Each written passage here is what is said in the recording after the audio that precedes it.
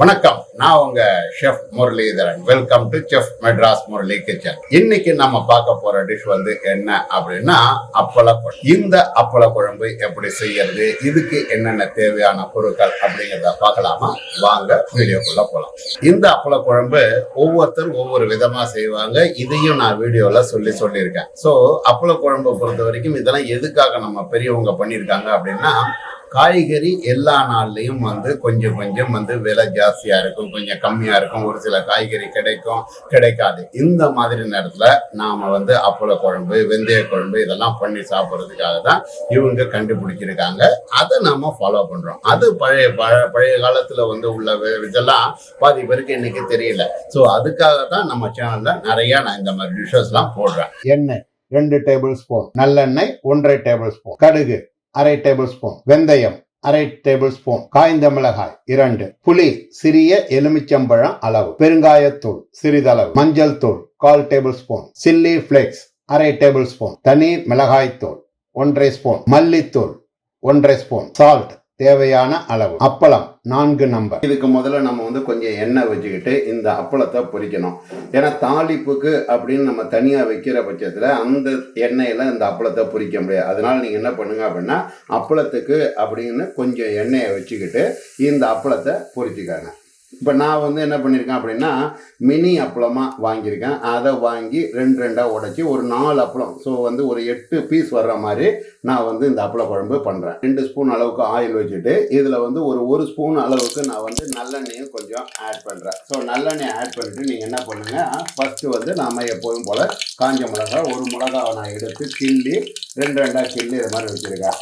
அதுக்கு அடுத்தது கடுகு வந்து 1 ஸ்பூன், இதால் 1 ஸ்பூன் அளவுக்கு நான் ஆட் பண்ணுறேன். இந்த கடுகு போட்டு கடுகு பொரிஞ்சதும் வெந்தயம் வந்து நம்ம என்ன பண்ணணும் அப்படின்னா, சும்மா 2 வெந்தயம் ஆட் பண்ணிக்கிறோம். ஸோ அப்பள குழம்பு அப்படின்னும் போது நமக்கு அந்த வெந்தயம் வந்து லைட்டாக இருந்தால் நல்லாயிருக்கும். இதில் வேணும் அப்படின்னா உங்களுக்கு ஒரு சில பேர் என்ன பண்ணுவாங்க அப்படின்னா, தோரம் பருப்பு லைட்டாக ஆட் பண்ணுவாங்க. அது அவங்களுடைய விருப்பம். நான் வந்து வெறுமனை தான் ப்ளைனாக பண்ணுறேன். இப்போ இது ரெடி ஆன பிறகு நான் என்ன பண்ணுறேன், ஒரு 1.5 டம்ளர் அளவுக்கு புளி தண்ணி நான் ஆட் பண்ணுறேன்.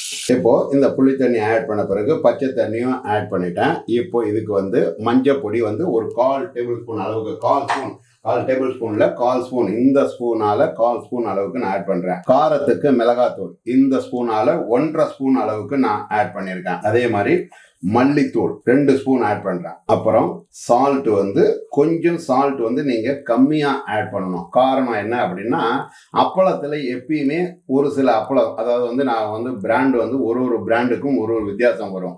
ஒரு சில பிராண்ட்ல வந்து கொஞ்சம் சால்டட் ஜாஸ்தியா இருந்தது அப்படின்னா, அப்பளத்தை நீங்க போட்டு அதுல வந்து அந்த குழம்பு சேர்ந்து கொதிக்கும் போது என்ன ஆகும் அப்படின்னா, கொஞ்சம் உப்பு ஜாஸ்தியா இருக்கும். அதனால நீங்க என்ன பண்ணுங்க, கொஞ்சம் உப்பு கம்மியா போட்டுட்டு அப்பளத்தையும் போட்டு கொதிக்க பிறகு குழம்பு டேஸ்ட் பார்த்துட்டு வேணா ஃபைனலா நீங்க போட்டுக்கலாம்.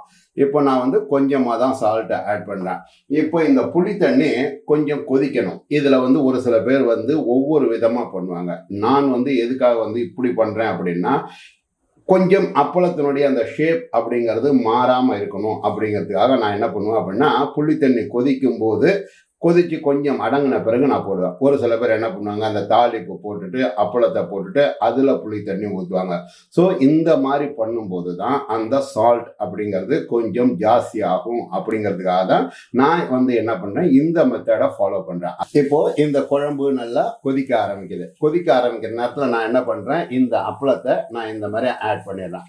ஸோ நீங்கள் நான் எப்படி வேணாலும் உங்களுடைய மெத்தடுக்கு நீங்கள் ஆட் பண்ணிக்கோங்க. அதே மாதிரி இந்த அப்பளத்தை ஆட் பண்ணிட்டு உடனே நீங்க கிளறணும் அப்படிங்கிற அவசியம் கிடையாது. காரணீங்க அப்படின்னா, கிளறினீங்க அப்படின்னா அந்த அப்பளம் வந்து கொஞ்சம் பிஞ்சு போறது, உடையிறது அப்படிங்கிற மாதிரி இருக்கும். அதனால நீங்க அப்பளத்தை போட்டுட்டு கொஞ்சம் நல்லா கொதிக்கும் போது லைட்டா ஸ்லோ பண்ணிட்டீங்க அப்படின்னா அந்த அப்பளம் தானா முழுகி கொஞ்சம் நல்லா இருக்கும். இப்போ இது நல்லா கொதிக்கட்டும். குழம்பு வந்து நல்லா கொதிச்சிருச்சு. கொஞ்சம் நமக்கு வந்து புளிப்பு தண்ணி வந்து புளியினுடைய வாசனை, அந்த டேஸ்ட் அப்படிங்கிறது மாறிடுச்சு. இப்போ இந்த குழம்பு வந்து எடுத்துட்டு உங்களுக்கு நான் டிஸ்பிளே காட்டுறேன், பாருங்க. நான் வந்து இதில் என்ன பண்ணியிருக்கேன் அப்படின்னா, எனக்கு கொஞ்சம் இந்த சில்லி ஃப்ளேக்ஸ் அப்படிங்கிறது சேர்த்தா பிடிக்கும் அப்படிங்கிறதுக்காக சில்லி ஃப்ளேக்ஸ் நான் சேர்த்துருக்கேன். உங்களுக்கு வேணும்னா நீங்கள் சேர்த்துக்கோங்க, இல்லை அப்படின்னா விட்டுருங்க. சில்லி ஃப்ளேக்ஸ் வந்து ஆப்ஷனல் தான். அது எப்படி செய்யறது அப்படின்னா, ஒன்றுமே இல்லை. காஷ்மீர் சில்லி மிளகாயை வாங்கி லைட்டாக ரோஸ்ட் பண்ணிட்டு அதை மிக்சியில் ஒன்றும் பாதியமாக அடிச்சிங்க அப்படின்னா அந்த சில்லி ஃப்ளேக்ஸ் அப்படிங்கிறது நல்லா இருக்கும். இப்போ சுவையான அப்பள குழம்பு ரெடி ஆயிடுச்சு. இந்த அப்பள குழம்பு வந்து ஒரு சில நேரத்தில் காய்கறி இல்லாத நேரங்களில் இந்த மாதிரிலாம் அவசரத்துக்கு பண்ணுறதுக்காக தான் அன்னைக்கு பெரியவங்க வயசானவங்கெல்லாம் செஞ்சு காட்டியிருக்காங்க. ஸோ இதையும் நாம் வந்து செஞ்சுக்கிட்டோம் அப்படின்னா காய்கறி விலை ஜாஸ்தியான நேரமோ அல்லது வந்து விலை குறைவாக இருக்க நேரம் ஒரே காய்கறி சாப்பிட்றதுக்கு பதிலாக இதை மாதிரிலாம் விதவிதமாக செஞ்சு சாப்பிடலாம் அப்படிங்கிறதுக்காக தான் நம்ம சேனலில் இதை செஞ்சு போட்டிருக்கேன். உங்கள் வீட்டில் செஞ்சு பாருங்கள், கமெண்ட் பண்ணுங்கள். செஃப் மெட்ராஸ் முரளி கிச்சனில் செஞ்ச இந்த டிஷ்ஷை உங்கள் வீட்டில் செஞ்சு பாருங்கள். செஞ்சு பார்த்து உங்களுடைய ஃபீட்பேக்கை கீழே இருக்க கமெண்ட் பாக்ஸ்ல பதிவு பண்ணுங்க. இந்த வீடியோ பிடிச்சிருந்தது அப்படின்னா லைக் பண்ணுங்க, ஷேர் பண்ணுங்க, மறக்காம நம்ம சேனலை சப்ஸ்கிரைப் பண்ணுங்க. இது மாதிரி சூப்பரான வேற ஒரு டிஷ்ல வேற எபிசோட்ல உங்களை சந்திக்கிறேன். அதுவரை உங்களிடமிருந்து விடைபெறுவது உங்கள் செஃப் முரளிதரன். நன்றி, வணக்கம்.